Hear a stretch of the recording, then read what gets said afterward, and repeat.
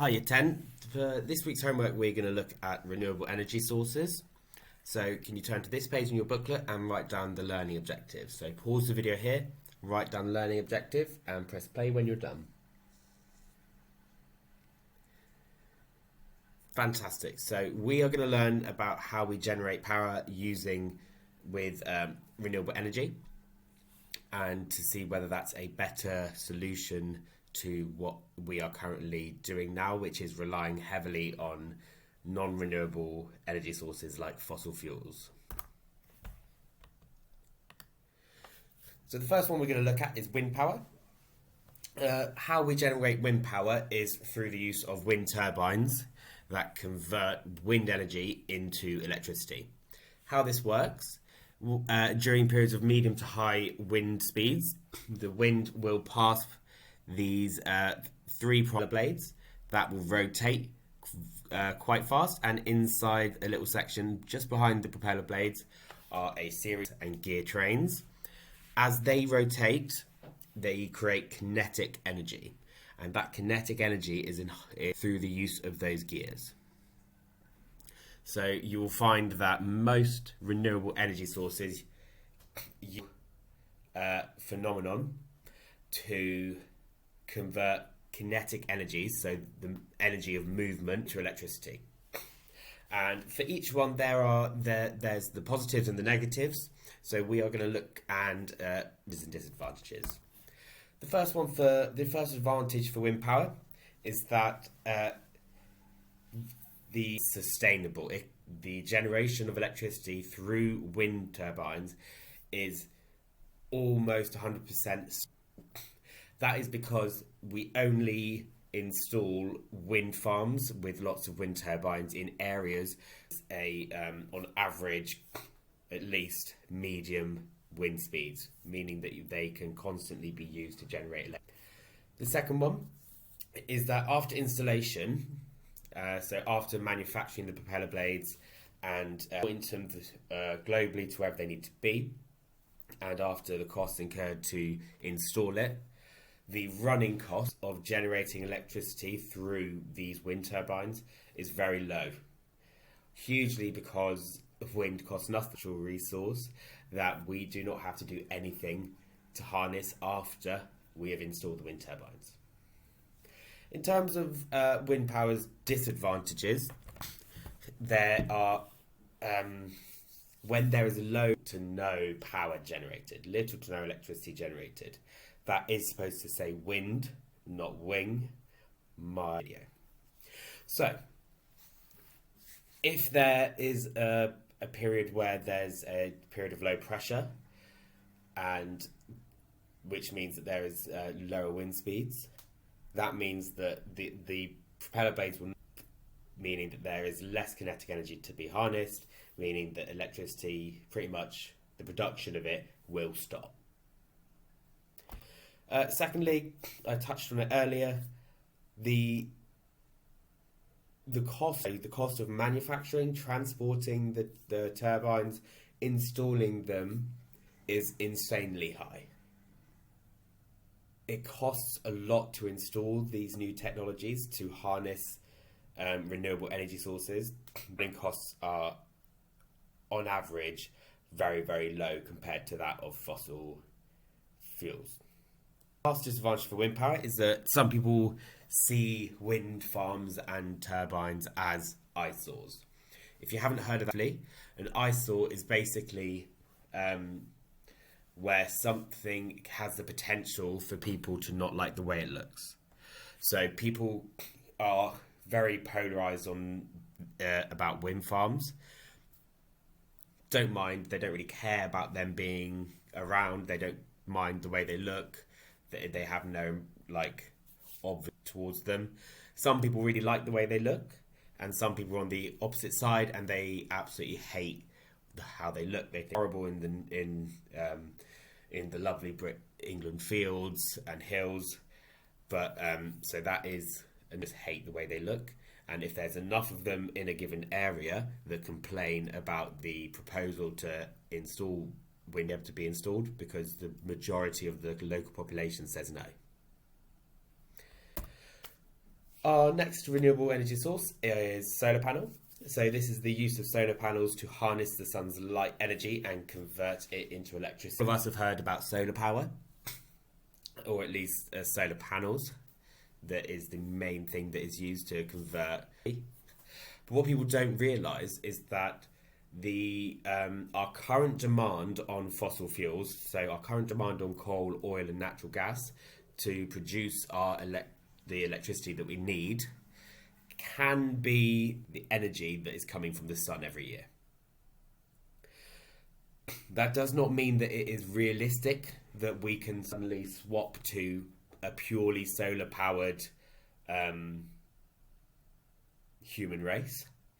Materials needed to create these solar panels, there is lots of like precious materials and rare raw materials that are needed to create these solar panels. So over time we'll be able to make more and more and more after excavating and getting the resources we need to make them, but it's not something that can happen overnight. See the day of that potentially where our community and our way of life is all powered by the energy of the sun. So, advantages and disadvantages. Solar power is a clean and renewable energy source. By that I mean it's clean and renewable, so it does not produce any harmful greenhouse gases after it has been manufactured. So the extraction of the raw materials, the manufacturing process, all of that will use some sort and some amount of fossil fuels to power that process. So it does a carbon footprint, but after it has been installed, that stops. It's a fully 100% clean. Our second advantage is that it is really handy because it can reduce household bills. It can reduce a manufacturer installing solar farms in and around their factories. Moving on to disadvantages. So, as with the wind turbines and the same with any other renewable energy source, that is very high. Once again, some people think these are solar panels are eyesores, so they don't like the look of solar panels, houses, or the buildings near them. And finally, this energy source is very weather dependent. Obviously, you would not install solar panels in a part of the world that has very little per year. But even in areas where, like on the equator, where there's a huge amount of sun all year round, electricity overnight, because that's when the world is at its darkest. It can also not create as much electricity. It will still produce some, but it won't produce as much electricity when there are cloudy conditions. So it's not a fully reliable energy resource. Make sure you got that information. So our next one is tidal power. Tidal power can be harnessed in one of two ways. They both use turbines that move gears and gear trains to create kinetic energy that is converted into electricity in the middle. These are the least common form of tidal power generation because they use tall towers which are submerged into the sea, which have turbines attached to them, which spin when waves move forward and back past them. Here is not is in comparison to what I'm about to explain to you, is not as fast. They're kinetic energy and therefore does not produce as much electricity.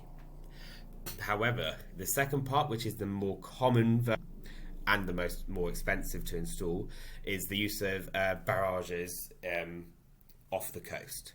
So all of deep oceans, but just off the coast of a beach.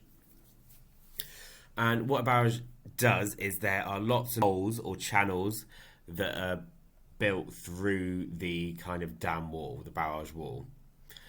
So when it's low tide, there's very little movement in water, so it will not produce any kinetic energy. But when it turns to high tide, from high tide to low tide, the water at the back of the is a lot higher than that at the front, in front of it, closer to the beach.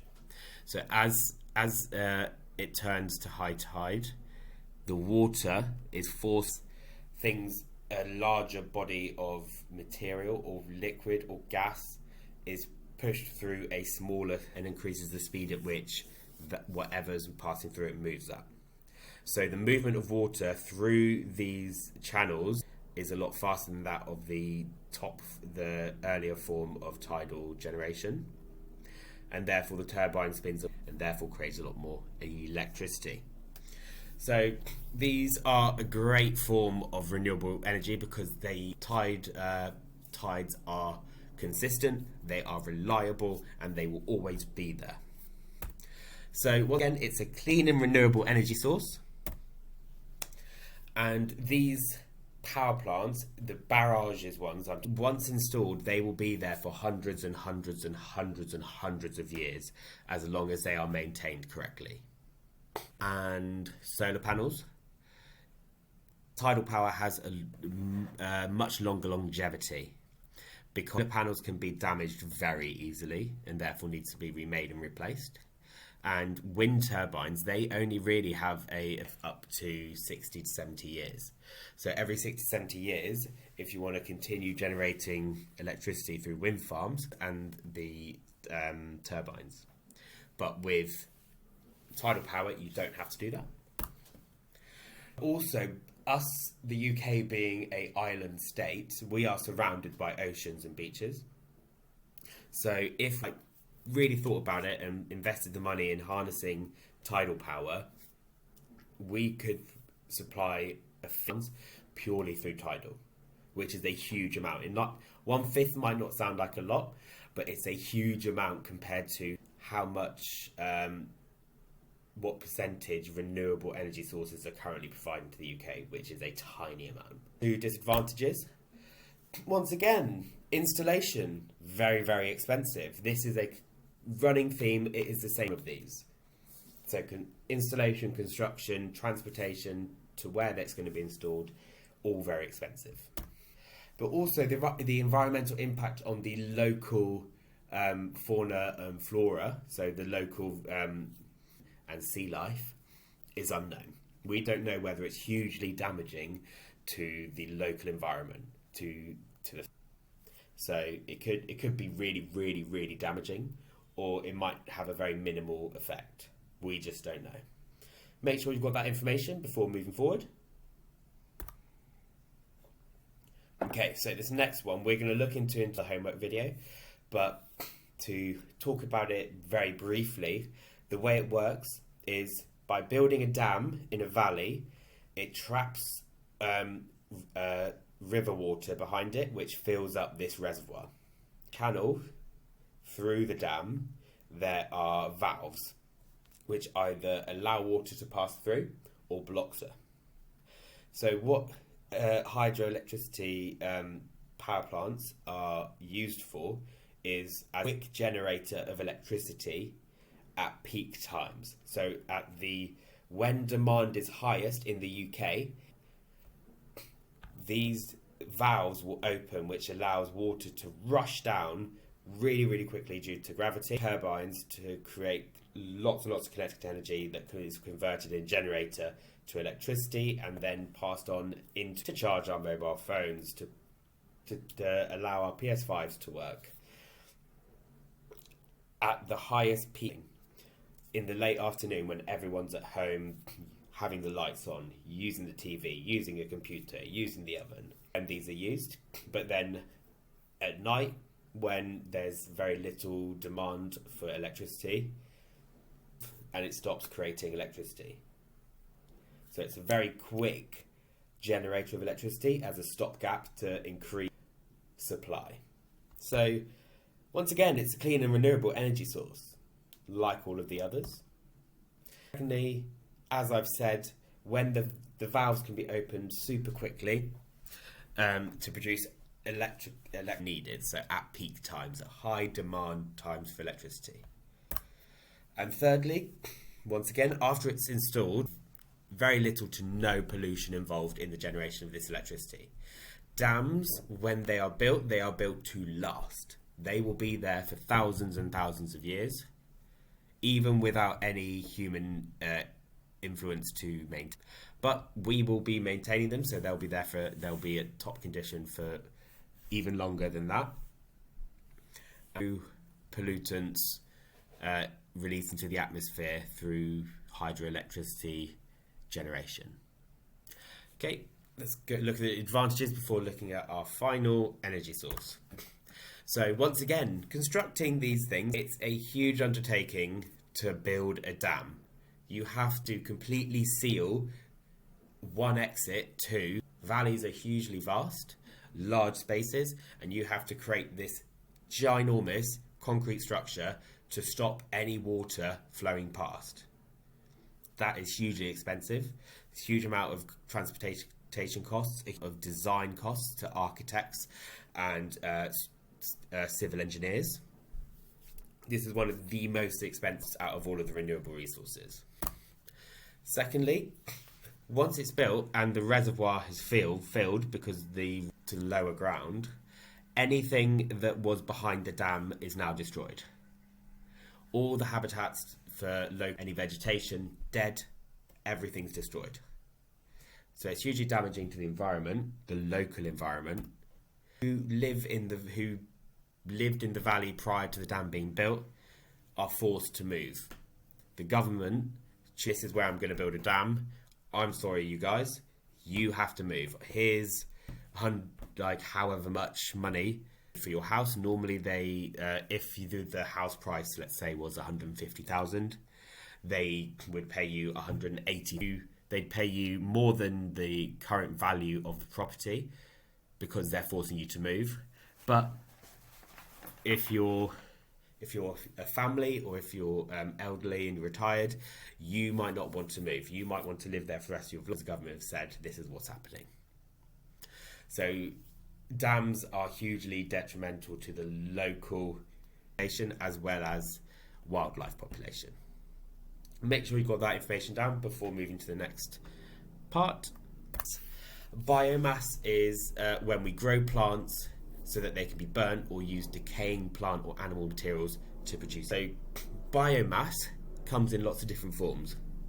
So it's a byproduct of solar energy. So solar energy so sunlight is what all plants and fauna use a food to grow, which is then used by livestock. So cows, chickens, alpacas, all of those eat that vegetation which is grown from the sun's light, and then we take and we burn it. So how biomass works, we take organic matter, huge amounts of heat that boils large amounts of water and converting into steam, and then that through smaller pipes and directed at large turbines, which then move because of the hum. And as the turbine moves, what does it create? Kinetic energy, which is then converted in generators to electricity. Different types are either waste from agriculture, so anything that can't be sold, markets or onto consumers because it's bad quality, that will be used as biomass to be burned.